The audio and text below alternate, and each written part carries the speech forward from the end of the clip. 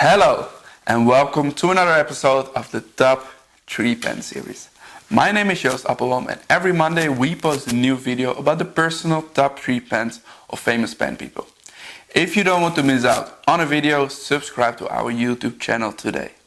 This week's episode could have been done in Portuguese, but I think that English is a more common language around our subscribers. The top 3 pens we are watching today are from Paulo César, who lives in Portugal and has his own blog and YouTube channel called ODE. Forgive me for my language, but if I pronounce it bad, but it's also called Objectos de Escrita. The posts Paulo makes are wonderful and are both in Portuguese and English. The YouTube channel of ODE is in English. But for the first time ever, Paulo has made a video with his face in front of the camera when he talks about his top 3 pens. Give him a warm applause and enjoy his top 3 pens video. Hi, I'm Paulo from the ODE YouTube channel. This is the first time that you will see me on video. I usually make videos only showing my hands, so this is quite awkward to me, and I have to say that I'm a little bit nervous because it's not my favorite thing to appear on camera.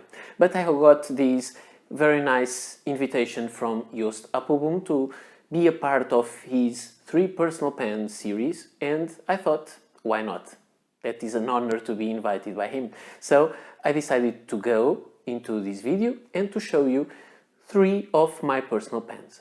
It was very hard to narrow down to only 3, but I got to a criteria to choose these 3 pens, and coincidentally they are around 10 years apart from each other, the time that they arrived into my hands.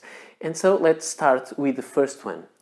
The first pen that I'm going to show you is this one, and this is a Inoxchrom pen. I don't know much about the model, there is no information there, but this was the first pen that I bought. It is a Spanish pen, and this was the first pen that I bought with my own money, and it was around 1993, around that. I was in school, and I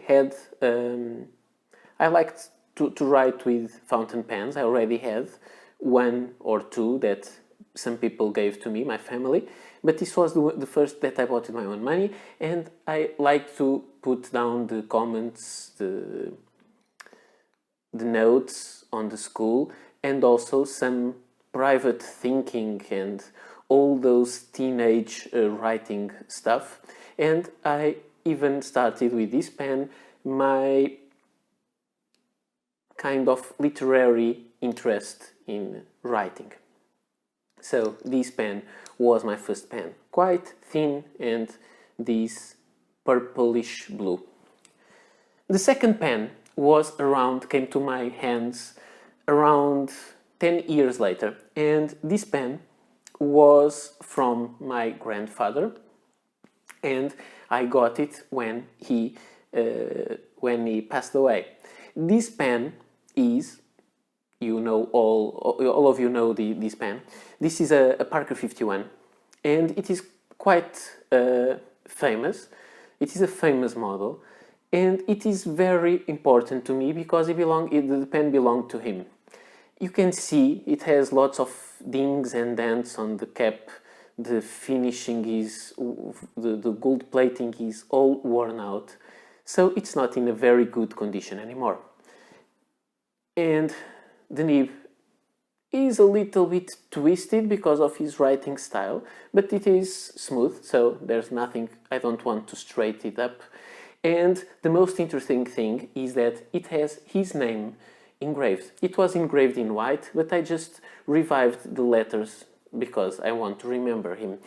This pen is a pen that I don't write with that much for obvious reasons. This pen is quite important to me and I don't want to lose it somewhere. Not that I usually lose my pens, but I don't want to risk to lose this one. I have a similar one to this, another Parker. I have more than one Parker 51s, and I don't really need to use this particular one. This stays at home because it's very important. By the way, the Inoxchrom also stays at home because I don't write with it that more.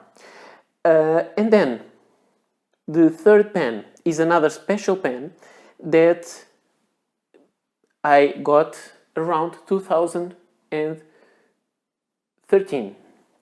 So we have 1993, 2003, and 2013. And this pen was bought from the USA, and it was made to my specifications. You may see that this pen looks like a Parker Duofold, a Parker Senior Duofold flat top from the 1920s, but it is made of metal. Yes, this pen is made of copper, solid copper, so it's a very heavy pen, more than 100 grams, and it was made by my specifications from a person that makes replicas of pens, or made, I don't know if he still works, and his name is Chris Thompson. And he makes the pens with the specifications of the original pens, but with different materials and with some variations that we may want. So I wanted that under the blind cap there was still the button filling mechanism, the original one. He could not find the clip, the original clip, and this clip is made of solid gold, so it's a replica also. And here we have the nib. I decided to go with a modern nib, a very fine one. It is a needle point nib, very fine, and it is a modern Parker Duofold nib with a modern feed. And this pen could not miss this top 3 pen video because it is maybe the most personal pen that I have, because it was made to my specifications. And this is a pen that I enjoy a lot, but because it was very expensive, I also have some fear of losing, and it is very heavy to carry around every day.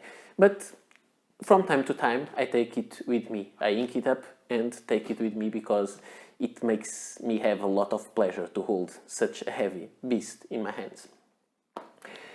And so, this is my top 3 pens, not the top 3, but 3 personal pens that I have.